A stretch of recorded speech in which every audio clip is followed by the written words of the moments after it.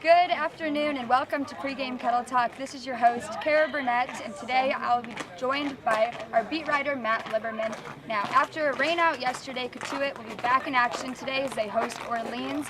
Looking towards the mound today, we will be taking a look at Jason Billis, who is getting his 5th start of the season. What can we expect out of him tonight? Well, I think we can expect a good performance considering it won't be against Bourne. He's faced Bourne 3 times already this year. He's gotten roughed up a bit twice in those outings. One really good performance, but against Orleans earlier this year, he came on in relief for the Seth Schumann, and he threw 2 2/3 innings of scoreless baseball.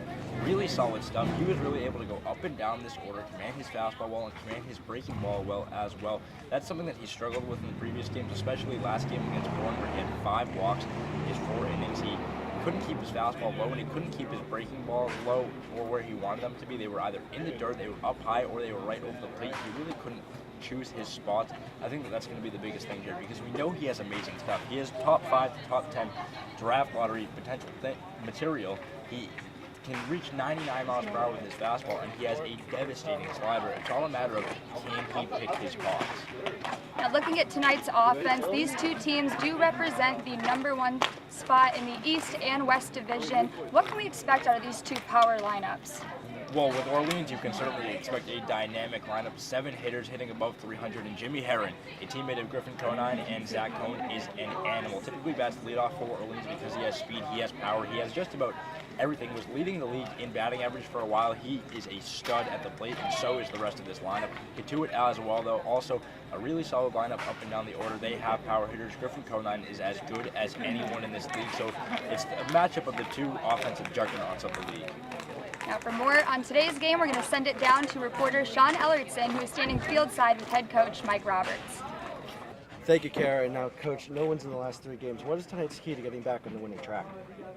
Well, we just need to get out and play. I mean, we got rained out last night, and we struggled a little bit the couple nights before. And, Orleans has the best record in the league. I think that'd be about all it'd take, for them to be ready and excited to play. Yeah, absolutely. You mentioned this Orleans team. They have the best lineup in the league, one of the best lineups in the league. Excuse me. What is the strategy to shutting them down tonight? Well, there ain't any strategy at all in this game. You pitch to your strengths, and that's what we hope Billis and the pitchers coming behind him will do. We'll pitch to our strength and see if our strength is better than theirs. And we have a new guy coming in today, Mike Byrne from Florida. What can you tell us about him as a power out of Florida?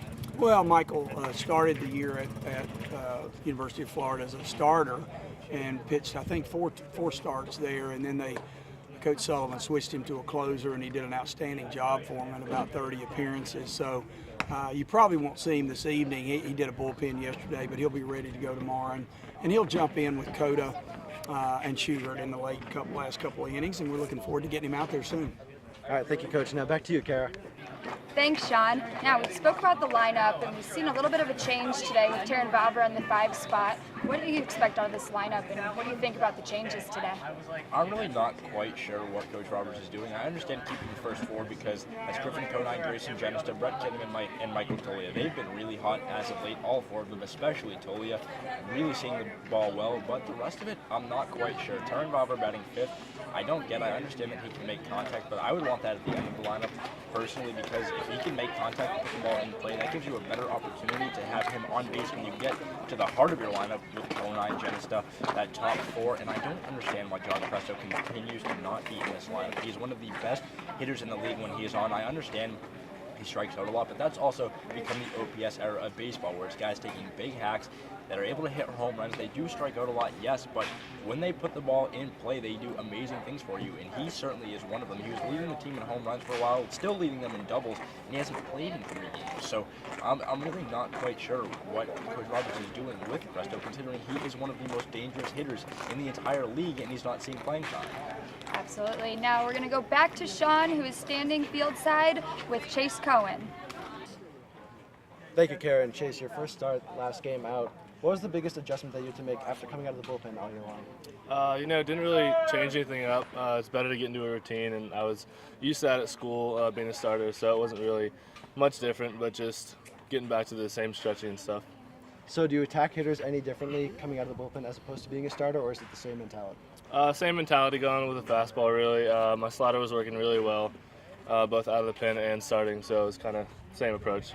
So off the field and off the mound, we obviously see you as one of the loudest guys on the team, always talking in the dugout. But then on the mound, you have a bulldog type mentality. What changes in your mind when you take the mound? In the dugout, it's like the team. I'm all about the team, all about the win. And when I get on the mound, it's just focus and just go right at them and compete to the best of my ability. All right, well, thank you, Chase, and Thank back you. to you, Kara. Thanks, Sean. Today's first pitch is slated for 5 p.m. at Lowell Park. For Sean Ellertson and Matt Liberman, I'm Kara Biernat.